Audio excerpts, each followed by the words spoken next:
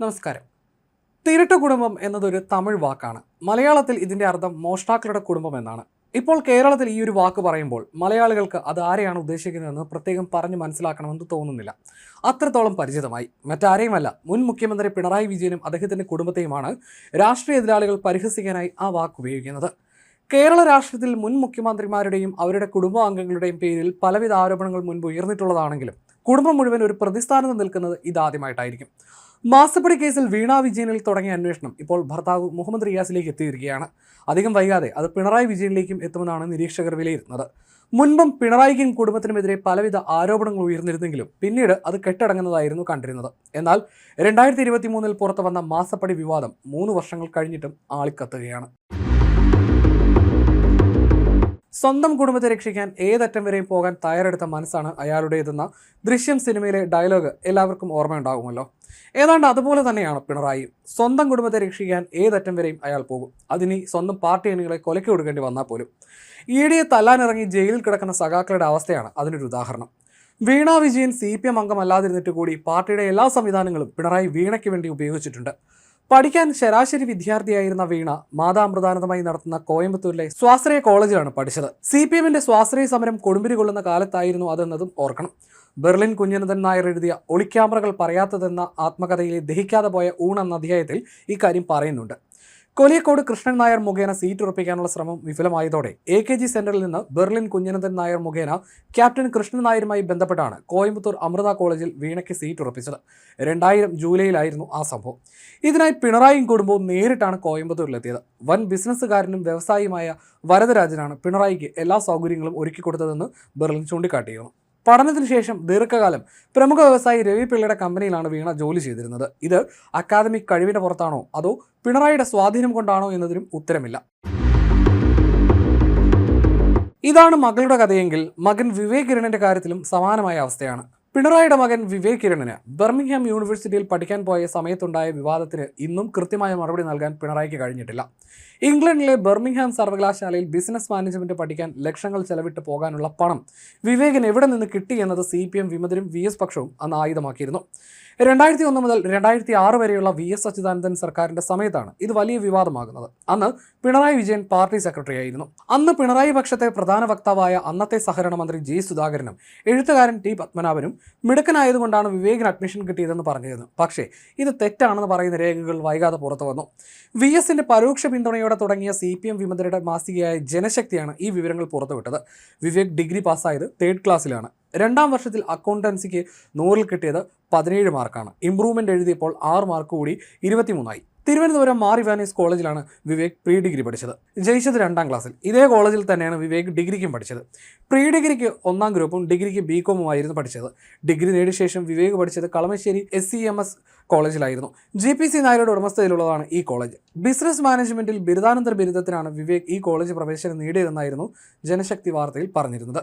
ബിരുദത്തിൽ 2ാം ക്ലാസ്സെങ്കിലും നേടിയവർക്ക് മാത്രമേ ഈ കോളേജിൽ പ്രവേശനം അനുവദിക്കുകയുള്ളൂ എന്നതാണ് ചട്ടം. ഇവർ CAT MAT എന്നിവയിൽ ഏതെങ്കിലും ഒരു പ്രവേശന പരീക്ഷ വഴിയാണ് പ്രവേശനം നേടേണ്ടതെന്ന് നിഷ്കർഷിച്ചിട്ടുണ്ട്. എന്നാൽ വിവേകിന്റെ കാര്യത്തിൽ ഈ ചട്ടം പാലിക്കപ്പെട്ടിരുന്നില്ല. BComന് 3rd ക്ലാസ് മാത്രമുള്ള വിവേകിനും അഡ്മിഷൻ കിട്ടി. പ്രവേശന പരീക്ഷ നടത്തിയില്ലെന്നും യോഗ്യതയുടെ കാര്യത്തിൽ മാനേജ്മെന്റ് ദയാപുരസരം ഇളവ് അനുവദിക്കുകയായിരുന്നുവെന്നും ജനശക്തി ചൂണ്ടിക്കാട്ടി. SBTയുടെ കലൂർ ബ്രാഞ്ചിൽ നിന്ന് 4 ലക്ഷം രൂപ വിദ്യാഭ്യാസ വായ്പ എടുത്താണ് വിവേക് ഈ കോളേജിൽ പഠിച്ചത്. വായ്പയുടെ ജാമ്യക്കാർ പിണറായി വിജയനും ഭാര്യ കമല വിജയനുമായിരുന്നു. 2003-ൽ C ഗ്രേഡ് സർട്ടിഫിക്കറ്റോടെയാണ് വിവേക് ഈ കോഴ്സ് പാസ്സായത്. 2004-ൽ വിവേക് സ്വന്തം ബിസിനസ് നടത്താൻ സിംഗപ്പൂരിലേക്ക് പോയി. കാര്യമായ നേട്ടമൊന്നും ഇല്ലാത്തതിനാൽ 2 മാസത്തിനു ശേഷം തിരികെ വന്നു. പിന്നീട് ജോലി തേടി അബുദാബിയിൽ പോയി. അവിടെയും ശരിയാകാത്തതിനാൽ 2005 സെപ്റ്റംബറിൽ വീണ്ടും നാട്ടിലെത്തി. പിന്നീടാണ് ഇംഗ്ലണ്ടിലെ ബർമിംഗ്ഹാം സർവകലാശാലയിൽ ബിസിനസ് മാനേജ്മെന്റ് പഠിക്കാൻ വിവേക് തീരുമാനിച്ചത്. 20 ലക്ഷം രൂപയായിരുന്നു ഈ കോഴ്സിനുള്ള ഫീസ്. ഈ തുക വായ്പ എടുക്കാൻ കലൂരിലെ SBT ശാഖയാണ് സമീപിച്ചത്. 7 ലക്ഷം രൂപയ്ക്ക് മേലുള്ള തുക വായ്പ നൽകാൻ ബാങ്ക് ദേശാഭിമാനിയാണ് ഈടായി ആവശ്യപ്പെട്ടത്. ദേശാഭിമാനിയിലുള്ള ചിലരുടെ എതിർപ്പിനെ തുടർന്ന് ഇത് നടക്കാതെ പോയി. എന്നാൽ പിന്നീട് ഈ തുക സംഘടിപ്പിച്ച് വിവേക് ബർമിംഗ്ഹാം സർവകലാശാലയിൽ പഠനത്തിന് ചേർന്നു. ഇംഗ്ലണ്ടിലെ താമസം, ഭക്ഷണം, മറ്റു ചെലവുകൾ എന്നിവ കൂടി കണക്കിലെടുത്താൽ ഏതാണ്ട് 1/2 കോടിക്ക് മേലുള്ള തുകയാണ് അന്ന് ഈ കോഴ്സിന് ചെലവായത്. ഇത്രയും ഭീമമായ തുക എവിടെ നിന്നാണ് ലഭിച്ചതെന്ന ചോദ്യമായിരുന്നു ജനശക്തി ഉയർത്തിയത്. ഇത് മുഖ്യധാര മാധ്യമങ്ങളും അന്ന് ഏറ്റെടുക്കുകയുണ്ടായി. പിണറായിക്കും കുടുംബത്തിനുമെതിരെ ഉയർന്ന മറ്റ് വിവാദങ്ങളൊക്കെ തന്നെ ഇടക്കാലത്ത് ചർച്ചയായതിനു ശേഷം പിന്നീട് കെട്ടടങ്ങിയതാണെങ്കിലും ഇപ്പോഴും പിണറായിയും കുടുംബത്തെയും വിടാതെ പിന്തുടരുകയാണ് മാസപ്പടി വിവാദം. CMRL കമ്പനി മുൻ മുഖ്യമന്ത്രിയുടെ മകൾ വീണ വിജയന്റെ ഉടമസ്ഥതയിലുള്ള എക്സാലോജിക് സൊല്യൂഷൻസ് എന്ന കമ്പനിക്ക് നൽകാത്ത സേവനത്തിന് 1.72 കോടി രൂപ പ്രതിഫലം നൽകിയെന്ന ഇന്ത്യൻ സെറ്റിൽമെന്റ് ബോർഡിന്റെ കണ്ടെത്തലായിരുന്നു മാസപ്പടി വിവാദത്തിന്റെ തുടക്കമിട്ടത്.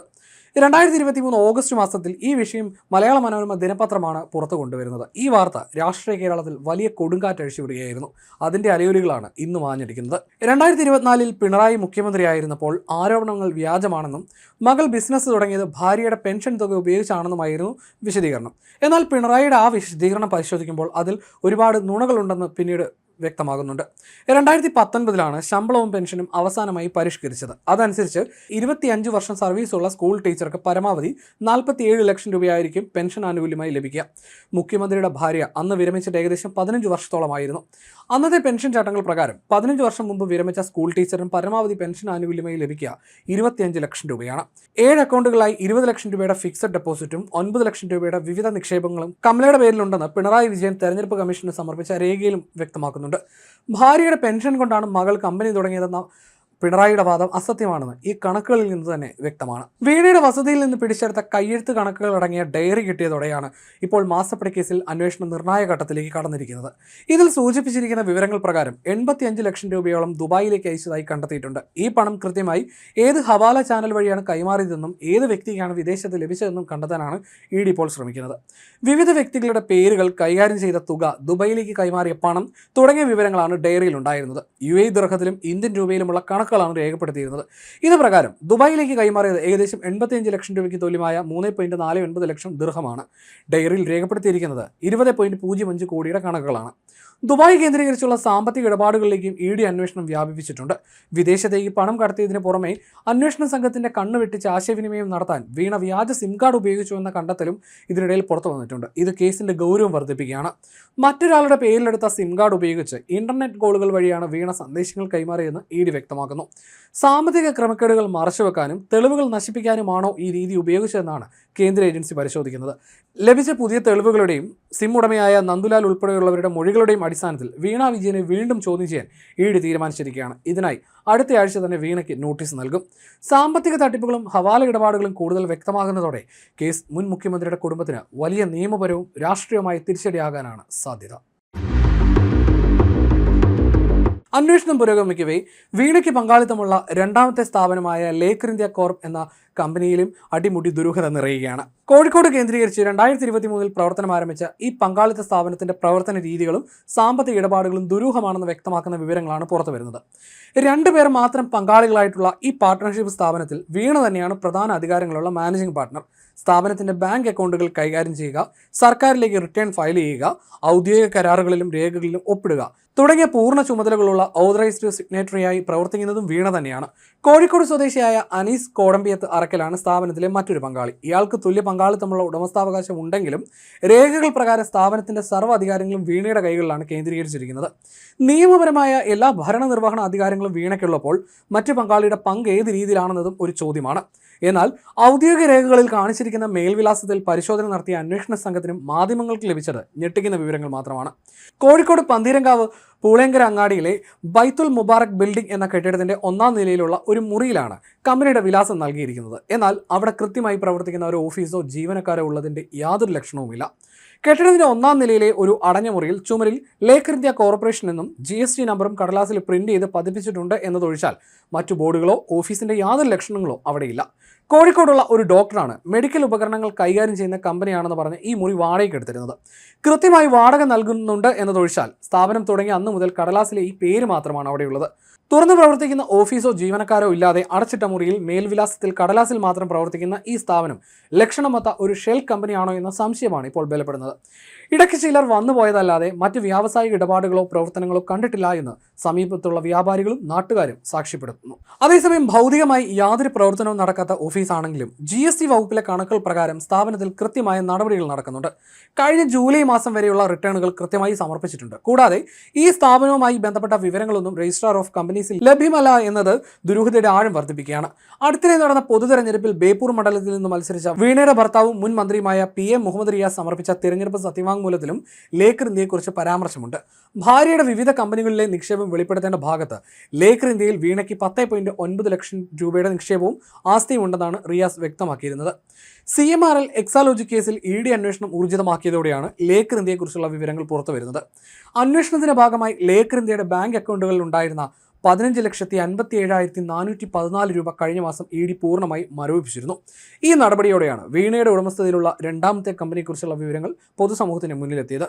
അതേസമയം കൃത്യമായി പ്രവർത്തിക്കാത്ത ഒരു കമ്പനിക്ക് എങ്ങനെയാണ് വരുമാനം ഉണ്ടാവുക എന്ന ചോദ്യവും പ്രസക്തമാണ്. ഇതുതന്നെയാണ് ഇതൊരു ഷെൽ കമ്പനിയാണെന്ന സംശയത്തിന് ബലം നൽകുന്നത്. എക്സാലോജി കമ്പനിക്ക് പുറമെ ലേക്കർ ഇന്ത്യയുടെയും നിഴൽ കമ്പനികളുടെയും മറവിൽ വലിയ തോതിൽ സാമ്പത്തിക ഇടപാടുകൾ നടന്നിട്ടുണ്ടോ എന്നാണ് ED ഇപ്പോൾ പരിശോധിക്കുന്നത്. വാടകമുറിയുടെ വിലാസത്തിൽ മാത്രം നിലനിൽക്കുന്ന ഈ സ്ഥാപനത്തിന്റെ ബാങ്ക് അക്കൗണ്ടുകളിലേക്ക് എത്തിയ പണത്തിന്റെ യഥാർത്ഥ സ്രോതസ് കണ്ടെത്താനും വീണയെ ചോദ്യം ചെയ്യേണ്ടി വരും. വീണ വിദേശത്തേക്ക് അയച്ച പണം കൃത്യമായി ഏത് ഹവാല ചാനൽ വഴിയാണ് കൈമാറിയതെന്നും ഏത് വ്യക്തിക്കാണ് വിദേശത്ത് ലഭിച്ചതെന്നും കണ്ടെത്താനാണ് ED ഇപ്പോൾ ശ്രമിക്കുന്നത്. ദുബായ് കേന്ദ്രീകരിച്ചുള്ള സാമ്പത്തിക ഇടപാടുകളിലേക്കാണ് ED അന്വേഷണം വ്യാപിപ്പിച്ചിട്ടുള്ളത്. മറ്റൊരാളുടെ പേരിലെടുത്ത സിം കാർഡ് ഉപയോഗിച്ചുള്ള ഇന്റർനെറ്റ് കോളുകൾ വഴി വീണ സന്ദേശങ്ങൾ കൈമാറിയതായി ED സംശയിക്കുന്നുണ്ട്.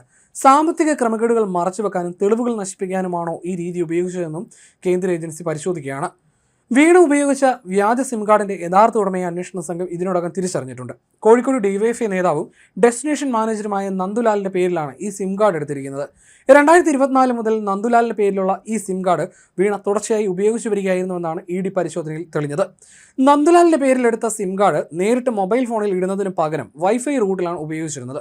റൂട്ടർ വഴി ഇന്റർനെറ്റ് അധിഷ്ഠിത കോളുകൾ ചെയ്യാനും ഹവാല ഇടപാടുകൾക്കുള്ള രഹസ്യ ആശയവിനിമയത്തിനുമാണ് ഇത് പ്രധാനമായും ഉപയോഗിച്ചതെന്നും ED സംശയിക്കുന്നു. വൈഫൈ റൂട്ടർ ഉപയോഗിച്ചുള്ള ആശയവിനിമയം ആയതിനാൽ കോളുകൾ ട്രാക്ക് ചെയ്യുന്നത് എളുപ്പമല്ല എന്നതും ഇതിന് കാരണമായി. അതേസമയം കേസിൽ നന്ദുലാൽ EDക്ക് നൽകിയ മൊഴി പുറത്തു വന്നത് വീണയ്ക്ക് കൂടുതൽ തിരിച്ചടിയാണ്. മുഹമ്മദ് റിയാസും ഭാര്യ വീണയും ആവശ്യപ്പെട്ടത് പ്രകാരമാണ് താൻ സ്വന്തം പേരിൽ സിം കാർഡ് എടുത്ത് നൽകിയതെന്നാണ് നന്ദുലാൽ വെളിപ്പെടുത്തിയത്. മുഹമ്മദ് റിയാസ് തന്റെ അടുത്ത സുഹൃത്താണെന്നും വീണയെ പരിചയമുണ്ടെന്നും നന്ദുലാൽ EDയോട് സമ്മതിച്ചിട്ടുണ്ട്. എന്നാൽ സിം കാർഡ് എന്താവശ്യത്തിനാണ് അവർ ഉപയോഗിച്ചതെന്ന് തനിക്ക് അറിയില്ല എന്നാണ് നന്ദുലാലിന്റെ നിലപാട്. റിയാസ് ടൂറിസം മന്ത്രിയായിരിക്കെയാണ് DYFI നേതാവായ നന്ദുലാലിനെ കോഴിക്കോട് DTPC ഡെസ്റ്റിനേഷൻ മാനേജറായി നിയമിക്കുന്നത്. നന്ദുലാലിന്റെ വീട്ടിൽ ED നടത്തിയ മിന്നൽ പരിശോധനയിൽ സിം എടുക്കാൻ നൽകിയ രേഖകളുടെ പകർപ്പടക്കമുള്ള നിർണായക വിവരങ്ങൾ അന്വേഷണ സംഘം കസ്റ്റഡിയിലെടുത്തിട്ടുണ്ട്. കഴിഞ്ഞ മെയ് 27-ന് വീണയുടെ വസതിയിൽ നടത്തിയ പരിശോധനയിലാണ് ഡയറി ഉൾപ്പെടെയുള്ള നിർണായക രേഖകൾ ED പിടിച്ചെടുത്തത്. വീണ സ്വന്തം കൈപ്പടയിൽ എഴുതിയ കണക്കുകളിൽ 20 കോടിയിലധികം രൂപയിൽ വരുന്ന ഇടപാടുകളെക്കുറിച്ചുള്ള വിശദാംശങ്ങളുണ്ട്. വിവിധ വ്യക്തികളുടെ പേരുകൾ, അവർക്ക് കൈമാറിയ തുക, വിദേശത്തേക്ക് അയച്ച തുക എന്നിവയെല്ലാം ഈ ഡയറിയിൽ വ്യക്തമായി രേഖപ്പെടുത്തിയിട്ടുണ്ട്. കേസിലെ പ്രധാന സംശയം ബാക്കിയാക്കുന്നത് വീണയ്ക്ക് അറിയപ്പെടുന്ന വരുമാന സ്രോതസ്സുകളെക്കാൾ വളരെ വലിയ തുകയാണ് വീണയ്ക്ക് ലഭിച്ചിരിക്കുന്നത്. CMRL നിന്ന് അക്കൗണ്ട് വഴി ലഭിച്ച 2.78 കോടി രൂപയ്ക്ക് പുറമെയാണ് വിദേശത്തേക്ക് അയച്ച കോടികളുടെ ഇടപാടുകൾ നടന്നിട്ടുള്ളതെന്ന് EDയും വിലയിരുത്തുന്നു. വീണയുടെ പേരിൽ മുമ്പുണ്ടായിരുന്ന 16.5 ലക്ഷം രൂപയുടെ ബാങ്ക് നിക്ഷേപങ്ങൾ ഏജൻസി നേരത്തെ മരവിപ്പിച്ചിരുന്നു. വീണയെ അറസ്റ്റ് ചെയ്യുമോ എന്നതാണ് ഇനി ഉയരുന്ന ചോദ്യം. നേരത്തെ മുൻ മുഖ്യമന്ത്രി പിണറായി വിജയന്റെ തിരുവനന്തപുരം ബേക്കറി ജംഗ്ഷനിലെ വസതിയിൽ പരിശോധന നടന്നപ്പോൾ അന്വേഷണ ഉദ്യോഗസ്ഥർക്ക് നേരെ ആക്രമണ ശ്രമം ഉണ്ടായത് അന്ന് വലിയ രാഷ്ട്രീയ വിവാദങ്ങൾക്ക് വഴിവെച്ചിരുന്നു. ഇതിന് പിന്നാലെ വീണയെ 2 തവണ കൂടി ED കൊച്ചി ഓഫീസിൽ വിളിച്ചു വരുത്തി ചോദ്യം ചെയ്യുകയും ചെയ്തിരുന്നു. സംസ്ഥാനത്ത് മെയ് മാസത്തിൽ ഭരണം മാറുകയും VD സതീശൻ മുഖ്യമന്ത്രിയെ അധികാരമേൽക്കുകയും ചെയ്ത ശേഷമുള്ള രാഷ്ട്രീയ പശ്ചാത്തലത്തിൽ പ്രതിപക്ഷ നേതാവ് പിണറായി വിജയന്റെ കുടുംബത്തിനെതിരെയുള്ള അന്വേഷണം CPMന് വലിയ തിരിച്ചടിയാണ്. CMRL MD ശശിധരൻ കർത്തായുടെ കുടുംബാംഗങ്ങളെ ചോദ്യം ചെയ്തതിലും SFIO നൽകിയ 134 അനുബന്ധ രേഖകളിലും വീണയിലേക്ക് എത്തുന്ന സാമ്പത്തിക തെളിവുകൾ ഉണ്ടെന്നാണ് EDയുടെ നിഗമനം. കള്ളപ്പണം വെളുപ്പിക്കൽ നിരോധന നിയമപ്രകാരം ശക്തമായ കുറ്റപത്രം സമർപ്പിക്കാനാണ് അന്വേഷണ സംഘത്തിന്റെ നീക്കം. മുൻപ് തനിക്കെതിരെ വിവാദങ്ങൾ ഉയർന്നപ്പോൾ പഴഞ്ചൊല്ലുകൾ പറഞ്ഞും അണികൾക്ക് വേണ്ടി മാസ് ഡയലോഗ് അടിച്ചുമുള്ള പിണറായിയുടെ പതിവ് ശൈലി ഈ വിവാദത്തിൽ ഏൽക്കുമോ എന്നത് ഏതായാലും വരും ദിവസങ്ങളിൽ കണ്ടു തന്നെ അറിയണം.